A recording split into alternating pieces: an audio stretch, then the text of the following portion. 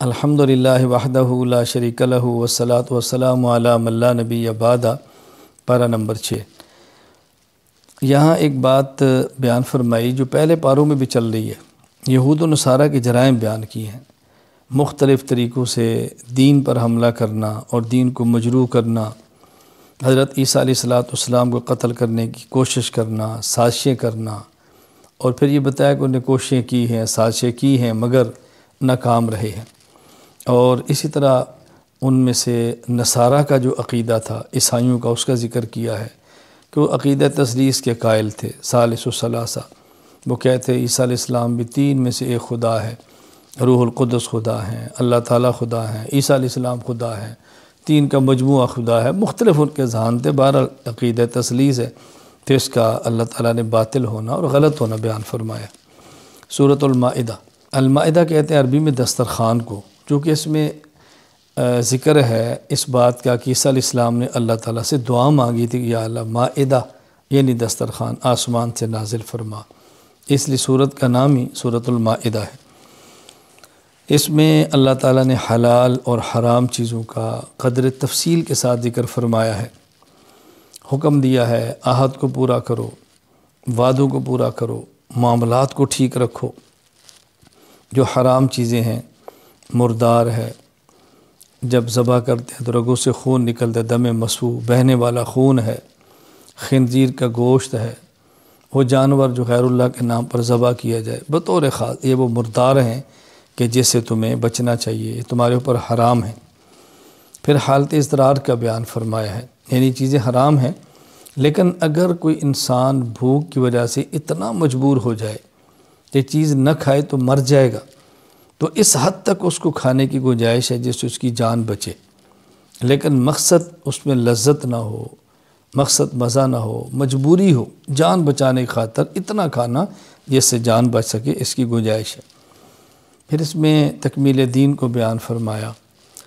اللہ رب العزت نے اپنے پیارے حبیب حضرت محمد صلی اللہ علیہ وسلم پر دین کو کامل اور مکمل فرما دیا ہے۔ دین کے کامل اور مکمل ہونے کا معنی یہ ہے اللہ تعالیٰ نے کچھ مسائل قرآن کریم میں بیان فرمائے، کچھ مسائل احادیث میں بیان فرمائے، اور بعض مسائل کے لیے قرآن کریم اور احادیث میں اصول بیان فرما دیے، جن اصولوں کی روشنی میں باقی ماندہ مسائل کو نکالا جائے گا، اور ان مسائل کو نکال کر دینے کے لیے اللہ نے امت کو مجتہد اور فقہ عطا فرما دیے۔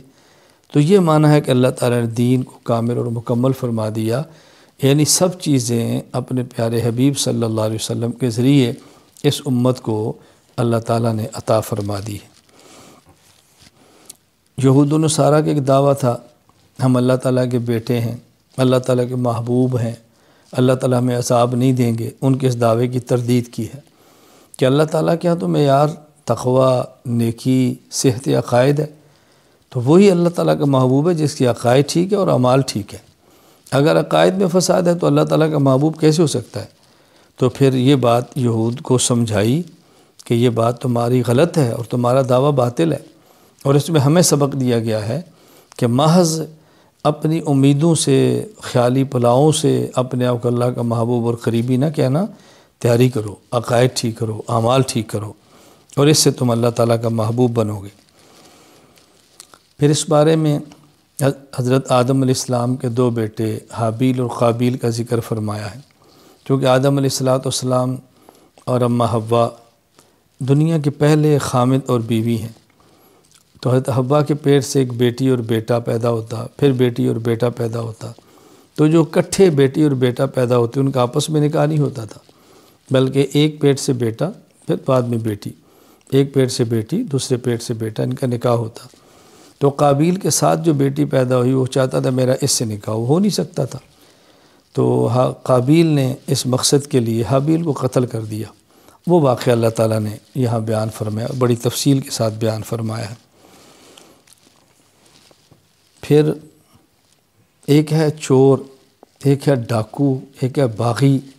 اللہ تعالیٰ نے چھٹے پارے میں ڈاکوؤں اور باغیوں کی سزا کا ذکر فرمایا۔ بعض ایسے ہیں جن کو سولی پر چڑھا دینا چاہیے، بعضوں کے ہاتھ اور پاؤں کو مخالف جانب سے کاٹ دینا چاہیے۔ تو ان کی جو مختلف سزائیں تھیں وہ اللہ تعالیٰ نے بیان فرمائیں، اور پھر یہ بھی بیان فرمایا کہ ان سزاؤں کا بنیادی مقصد امت سے جرائم کو ختم کرنا ہے۔ یہ ایسی عبرت ان کو بنا دو کہ کوئی آدمی یہ گناہ اور جرم کرنے کی جرت نہ کرے۔ چھٹے پارے میں اسلامی قوانین اور حدود کو بیان فرمایا ہے، اس جرم کی یہ حد ہے، اس جرم کی یہ حد ہے۔ بعض جرائم کی حدود بیان کی ہے اور کہیں اللہ تعالیٰ نے ضابطے بیان فرما دی ہیں۔ قرآن کریم کو دوسری کتابوں پر اللہ تعالیٰ نے فضیلت عطا فرمائی ہے، اور اس کا بھی ہاں چھٹے پارے میں ذکر فرما دی ہے۔ قرآن کریم باقی آسمان کی کتابوں سے افضل ہے۔ ایک تو اتنا کافی ہے کہ اللہ نے فرما دیا ہے، ہمارے آخری حبیب صلی اللہ علیہ وسلم پر نازل ہوئی ہے، لیکن وجہ بھی بیان فرما دی کہ اس میں عقائد، عبادات، اخلاقیات، معاشرات، معاملات، یہ پانچوں چیزیں موجود ہیں، اور جس طرح اس میں موجود ہیں اس طرح کسی آسمانی کتاب میں تفصیل کے ساتھ موجود نہیں ہے۔ لہذا قرآن کریم اس بنیاد پر باقی تمام آسمانی کتابوں سے اعلیٰ اور افضل ہے۔